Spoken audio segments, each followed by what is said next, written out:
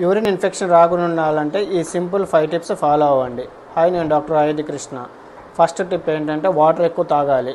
రోజుకి 3 నుంచి 4 లీటర్ల వాటర్ తాగితే యూరిన్ ఇన్ఫెక్షన్ రాకుండా చూసుకోవచ్చు. మన బాడీలో ఉన్న టాక్సిన్స్ కూడా ఎలిమినేట్ చేస్తుంది ఈ వాటర్ అనేది.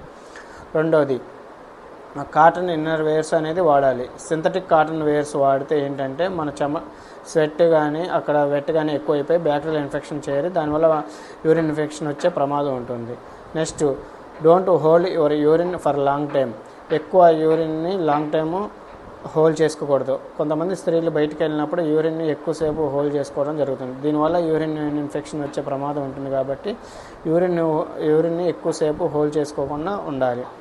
నెక్స్ట్, యూరిన్ ఎక్కువ హోల్డ్ నెక్స్ట్ కాన్స్టిపేషన్ ఎక్కువ ఉన్నా కానీ యూరిన్ ఇన్ఫెక్షన్ వచ్చే ప్రమాదం ఉంటుంది. సో దట్ కాన్స్టిపేషన్ లేకుండా ఉండాలంటే fibre rich fruits, fibre rich vegetables, water ఎక్కువ తాగితే ఈ కాన్స్టిపేషన్ తగ్గుతుంది, యూరిన్ ఇన్ఫెక్షన్ కూడా రాకుండా ఉంటుంది.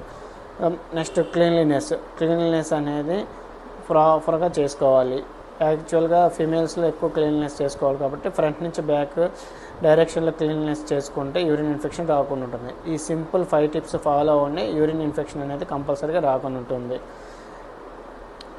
Thank you for watching. Follow me for more updates.